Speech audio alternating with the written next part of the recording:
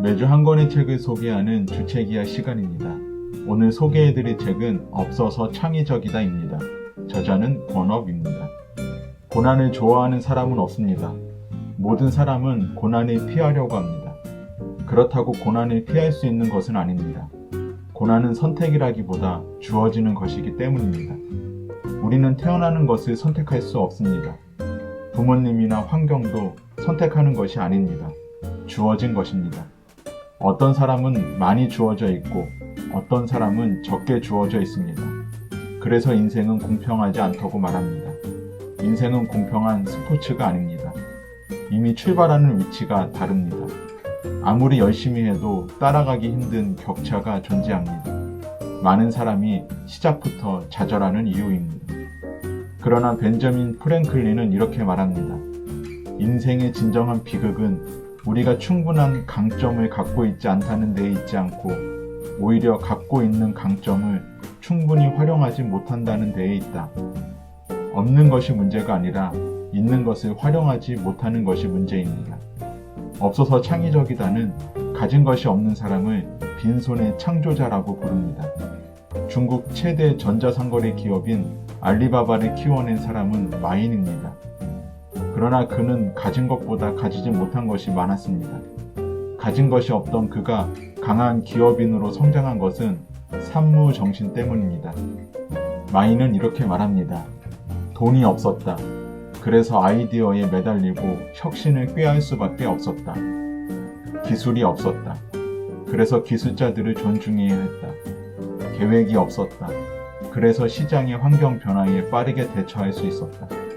가진 것 없이 성공한 사람의 공통점은 절박함입니다. 절박함이 가장 강력한 무기가 됩니다.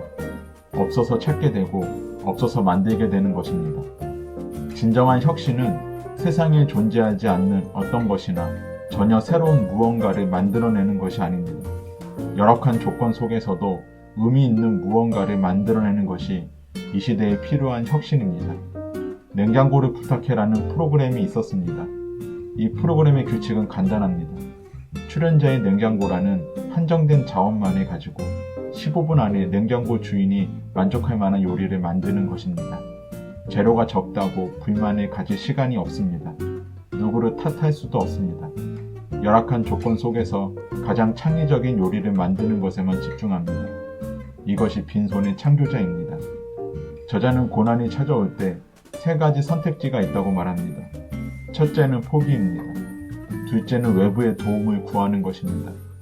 셋째는 주어진 것을 활용하여 상황을 바꾸는 것입니다. 빈손의 창조자들은 주어진 것을 활용하여 상황을 바꾸는 사람들입니다. 결핍은 단순히 부정적인 요소가 아닙니다. 오히려 창의성과 도전을 자극합니다. 이러한 사고체계가 작동하면 예술가는 주변에 널린 잡동사니로 예술작품을 만들고 벤처기업가는 허름한 트레일러나 차고 안에서 혁신적 제품을 개발해냅니다. 우리는 아무것도 없는 상태를 고난이라고 말합니다. 그러나 아무것도 없는 상태는 기회가 되기도 합니다. 완벽하거나 결점이 없어서 성공하는 것이 아닙니다. 부족하지만 이미 주어진 것에 집중하는 것이 우리를 성공으로 이끌어주기도 합니다. 우리에게 주어진 고난을 피할 수 없습니다. 그러나 고난을 통해 우리는 더욱 성장할 수 있습니다. 부족함 속에서 빈손의 창조자들이 되기를 응원합니다. 감사합니다. 다음 주에 뵙겠습니다.